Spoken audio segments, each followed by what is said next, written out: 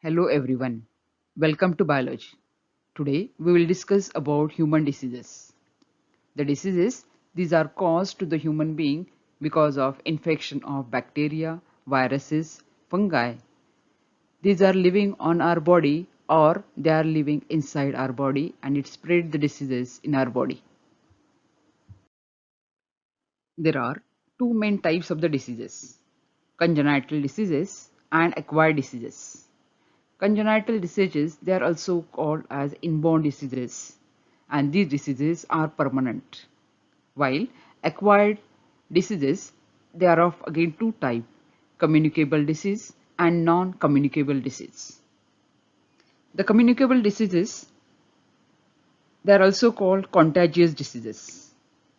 They are transmitted from one organism to another. Example is the common cold. The non-communicable diseases, that is not transmitted directly from one person to another. Example, heart diseases, cancer, kidney diseases, etc.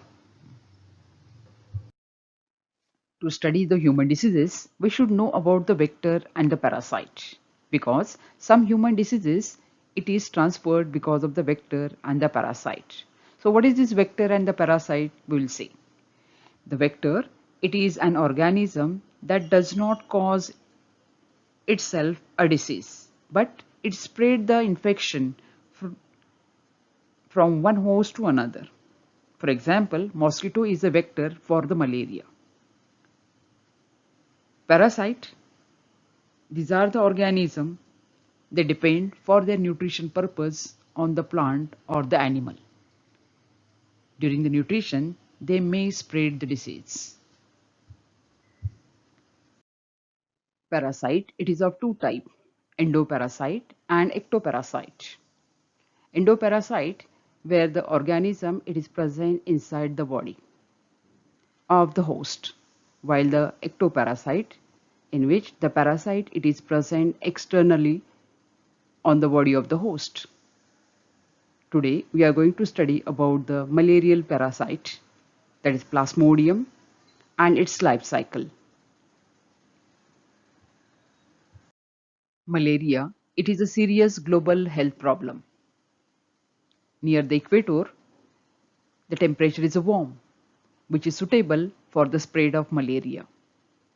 The countries which comes in this belt, they are called as a malarial belt, because the rate of transmission of the malaria, it is more. Africa is having the highest death rate of malaria. In mosquito, sexes are separate: male and the female mosquito. Male mosquito, they depend upon the plant sap, while the female mosquito, they are the parasite of the human being. They are ectoparasite. They suck the blood of the human being. So, the mosquito, it is the carrier of the malaria. The female Anopheles mosquito, it sucks the blood from the infected person and becomes the carrier of the Plasmodium. Mosquito bite spreads the malaria. Mosquito, it is the vector which carry Plasmodium, which is a causal organism for the malaria. There are four varieties of the mosquito which are responsible for the spread of the malaria. Those are Plasmodium vivax, Plasmodium ovale, Plasmodium malariae, and Plasmodium falciparum. The symptoms of the malaria, it appears after the 7 to 15 days of infection. The symptoms like fever, headache, and the chills. The major symptom of the malaria is the cyclic occurrence of high fever, which is followed by sweating and the sudden shivering. This pattern it is get repeated. The vomiting, convulsion, and the joint pains, these also symptoms it is seen in the malaria. In severe case, hemoglobinuria, that is the condition in which the hemoglobin it is present in the urine. Hepatomegaly, that is the enlargement of the liver, and the retinal damage, where blood vessel they enlarge. The retina, it is the region of the eye, which is a photosensitive region, and in which here the blood vessel they get dilated and the retinal layer may damage in the severe case. And the last one, it is the cerebral malaria. So these symptoms it is observed because of the infection of Plasmodium. Plasmodium completes its life cycle in two obligatory hosts. Those are mosquito and the human.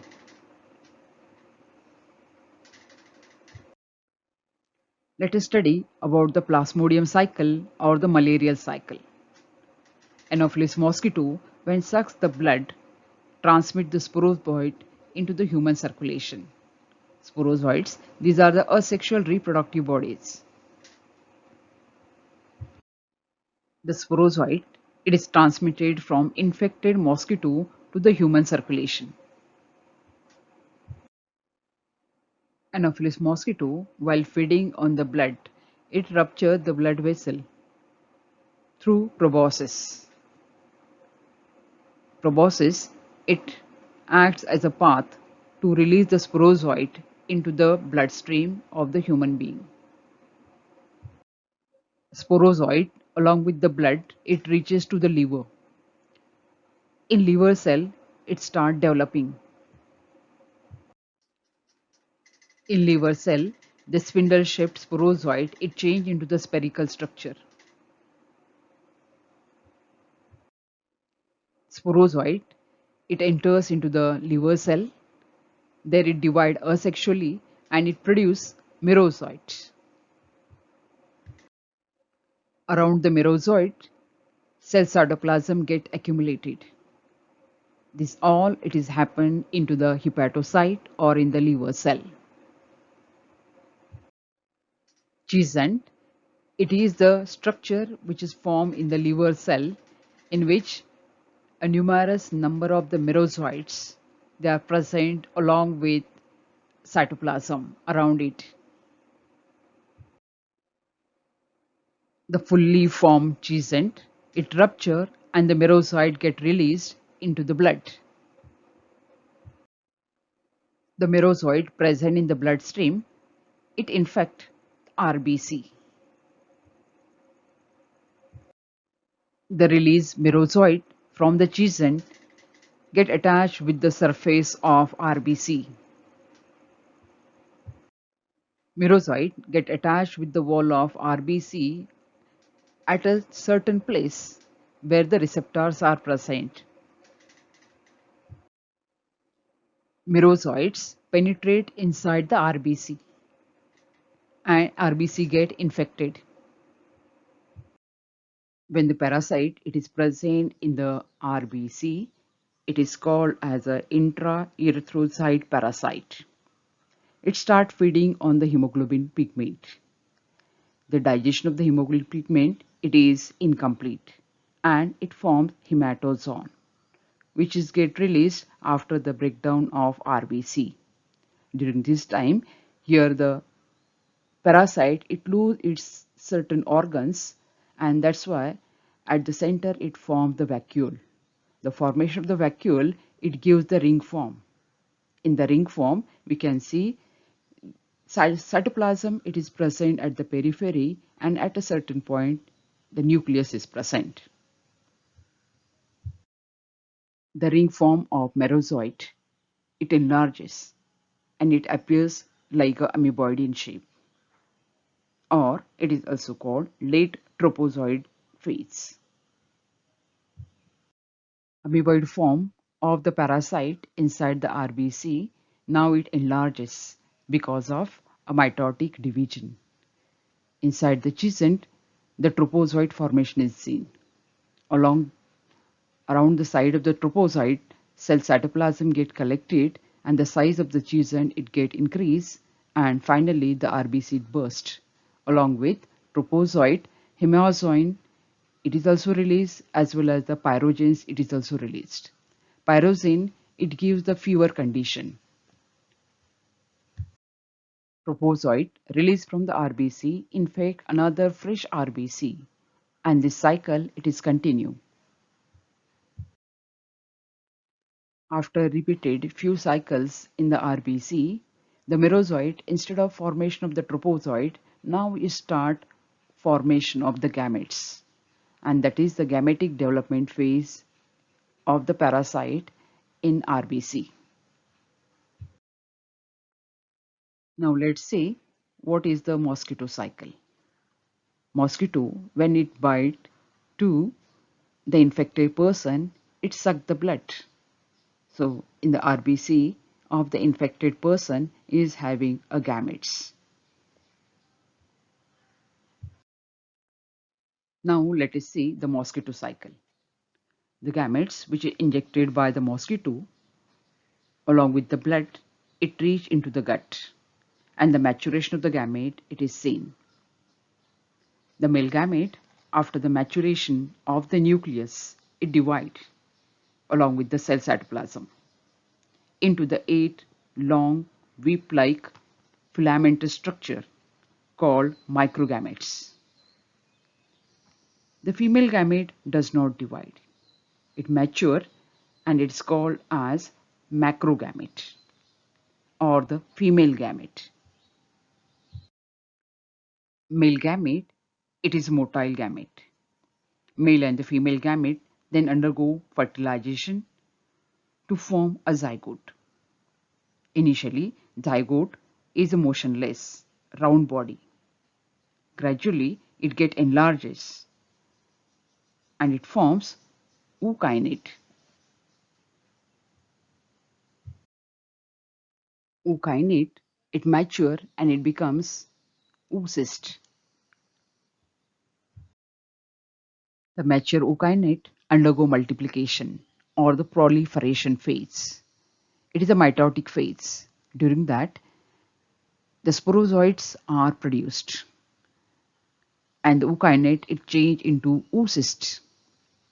Oocyst burst and the sporozoite get released. This is the picture. It shows the summary of life cycle of malarial parasite.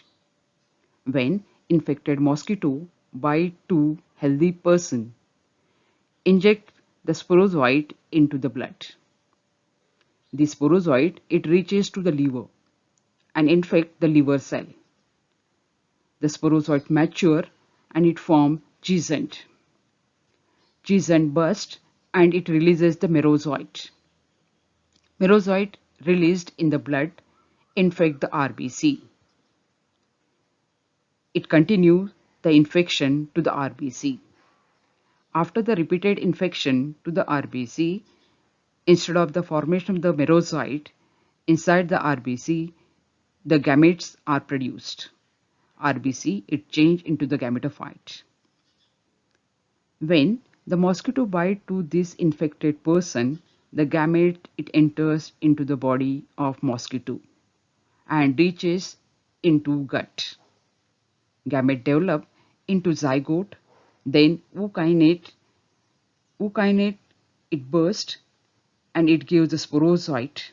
Sporozoite it reaches to the salivary gland of the mosquito and the cycle it is repeated.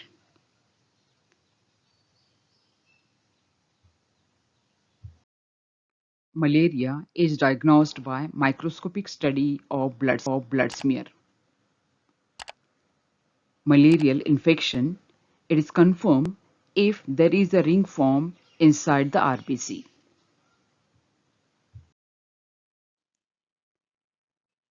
In preventive measures, the draining of the stagnant water it is a must.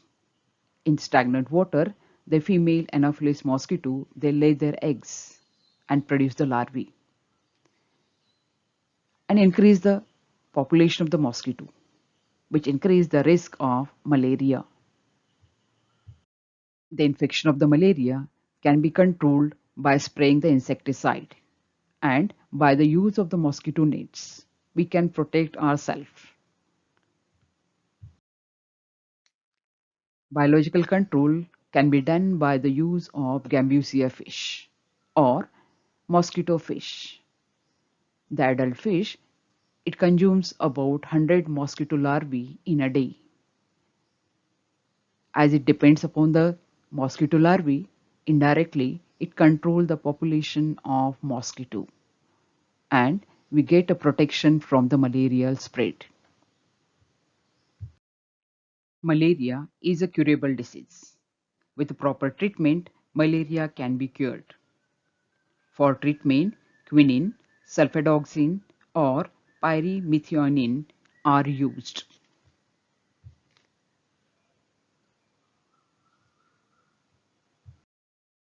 Dengue is also mosquito-borne viral disease. Occurs in tropical and subtropical area. It is transmitted through bite of Aedes mosquito. Those who get infected with this virus require medical diagnosis and the lab test. It is a short term and resolve within the days or the week. In critical condition only, there is a need of emergency care.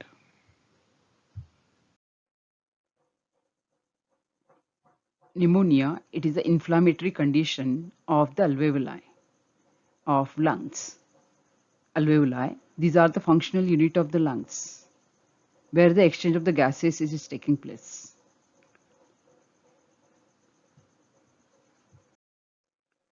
Student, look at the figure. Here we can see a single sac of alveoli which is swelled because of the infection. Surrounding to this alveoli, the network of blood capillaries is present.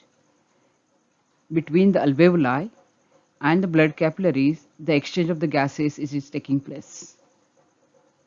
So because of the swelling, this exchange it is not a normal one and the person feel suffocation or the breathing problem. See the figure of alveoli. In that we can see how this infection they are reaching in the sac and that infection how it caused the swelling. This is the close picture of the capillary and the alveoli. The wall of the capillary and the alveoli, between that the exchange of the gases is takes place. Here we can see how the oxygen it is passed from the alveoli into the capillary. So that exchange we can see with the help of this diagram. The CO2 which is present in the blood capillary which have the high percentage compared to the alveoli. Alveoli is having fresh air where the oxygen level it is more and the CO2 level is less. So this exchange it is takes place between the capillary and the alveoli from the high concentration towards the low concentration. The concentration of the CO2 it is more in the blood and in the alveoli it is less. And that's why here from the blood to the alveoli this exchange is takes place and that can be seen in this diagram. Pneumonia it is caused by the various microorganisms such as viruses, bacteria, fungal pathogens, some chemicals as well as physical injury to the lungs also may cause the pneumonia. This is the picture of pneumococcus bacteria which cause pneumonia.